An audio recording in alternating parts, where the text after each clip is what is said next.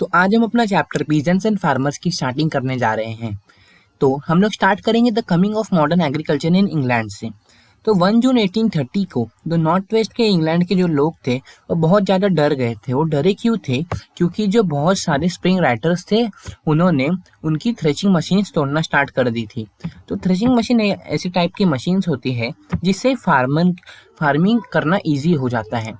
तो जो spring writers थे उन्होंने ये सब चीज़ तोड़ना स्टार्ट कर दी थी, और क्योंकि उनको बदला निकालना था इनसे, इसलिए। तो कौन सा बदला, क्या, ये सब हम देखेंगे। और साथ ही साथ उन्होंने जो भूसे होते हैं उन्हें भी तोड़ना स्टार्ट कर दिया, मतलब जलाना स्टार्ट कर दिया था, और फार्म हाउसेस को भी जलाना स्टार्ट कर दिया था। और उन्होंने लेटर्स भी भेजे थे बहुत सारे फार्मर्स को जिनका उन्होंने अभी तक डिस्ट्रॉय नहीं किया था। तो उन्होंने वो लेटर्स में भेजा था कि अगर तुम अपने मशीन्स को तोड़ देते हो तो हम तुम्हारा कुछ नुकसान नहीं करेंगे, ना ही तुम्हारे फार्म हाउसेस जलाएंगे, ना ही तुम्हारे कुछ करेंगे, सिर्फ तुम अपनी मशीन्स खुद से तोड़ दे। तो सारे फार्मर्स वैसे भी डर गए थे दूसरे को फार्मर्स का देख के, तो उन्होंने खुद से ही अपनी सारी मशीन्स तोड़ दी। लेकिन आपको एक चीज़ थी वो लेटर में जो कॉमन थी, जितने भी लोगों को वो लेटर आया था उसमें लास्ट में कैप्टन स्विंग नाम की एक सिग्नेचर हुआ करती थी। तो सब लोग ये देख के बहुत डर जाते थे कि ये कौन है, कैसा नाम है, मतलब कौन है, कि कोई नया आया है, ये कैसा नाम है। सब लोग ये देख के डर जाते थे, और इसलिए उन लोग साइन कर देते थे, मतलब साइन बोल रहा हूँ, उन लोग अपनी मशीन्स को तोड़ देते थे। और जब गवर्नमेंट को ये बारे में पता चला ऐसा हो रहा है तो उन्होंने स्ट्रिक्ट एक्शंस लिया, और जो लोग मिले ये करते हुए तो उन्हें पकड़ लिया गया। तो उन्हें 9 जन को तो फांसी हुई और बहुत जन को जेल में डाला गया। तो कैप्टन स्विंग कैसा एक मिथिक नेम था, लेकिन वो कुछ ऐसा वैसा नाम नहीं था, किसी आदमी का नाम नहीं था। वो सिर्फ एक ऐसा मिथिक नेम था जिससे लोगों को डराया जा सके, अपने मन से बनाया था। देखो, जब हम लोग ने इतना पढ़ लिया तो हमारे दिमाग में थोड़ा सा तो कुछ क्वेश्चन आएगा कि स्विंग राइटर्स कौन थे। तो स्विंग राइटर्स कौन थे ये भी क्वेश्चन आ रहा है हमारे दिमाग में, और ऊपर से ये भी क्वेश्चन आ रहा है कि उन लोग ने थ्रेशिंग मशीन को तोड़ना स्टार्ट कर दिया। तो और साथ ही साथ उन्होंने प्रोटेस्ट क्यों किया, तो ये सब हम पढ़ेंगे ये चैप्टर में। तो हम अपने चैप्टर की शुरुआत करते हैं। तो देखो, the time of open field and Commons.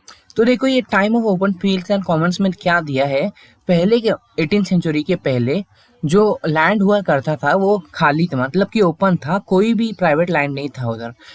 जो मतलब कि जब ईयर की स्टार्टिंग होती थी, अगर साल की स्टार्टिंग होती थी तो सब लोग मिलकर एक पहले पब्लिक मीटिंग बुलाई जाती थी और सब डिसाइड किया जाता था। फिर फाइनली सबको कुछ अच्छे लैंड कुछ खराब लैंड दिए जाते थे, मतलब इक्वली सबको बांटा जाता था लैंड, ना ही कुछ भेदभाव हुआ करता था। तो इससे क्या हो जाता था, जो फार्मर्स हैं उनके बीच इक्वालिटी पैदा होती थी।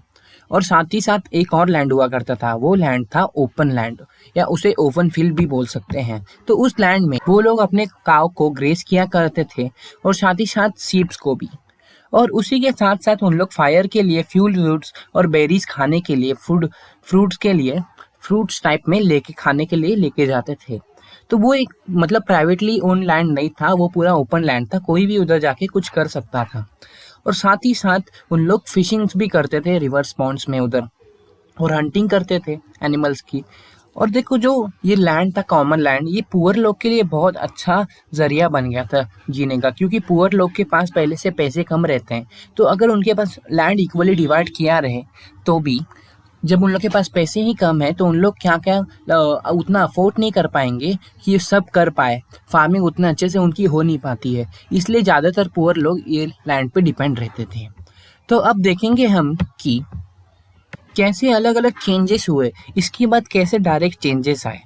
तो देखो, वुल की प्राइसेस मतलब बढ़ने लगी। जो 16th सेंचुरी के बाद वुल की प्राइसेस चेंज होने लगी, जो वर्ल्ड मार्केट था उसमें वुल की प्राइसेस बहुत ज़्यादा बढ़ने लगी। तो जो बड़े बड़े फार्मर्स थे तो उनके मन में थोड़ा बहुत लालच आ गया, थोड़ा बहुत नहीं बहुत ज़्यादा बोलेंगे हम।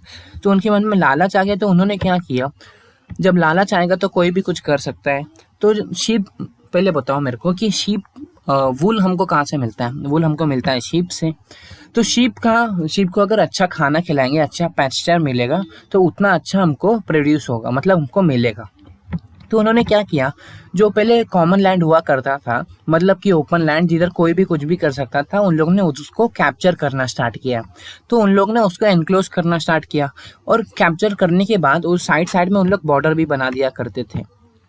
ताकि कोई उनका प्राइवेट लैंड हो जाए और कोई उस लैंड के अंदर घुस ना पाए। और जब उन लोग ने ऐसा किया तो जो पुअर लोग थे तो उनको उधर आने से भी मना कर दिया था। उन लोग ने बोला था कि तुम्हारे ये जगह नहीं है, उधर उन लोग जा ही नहीं सकते थे।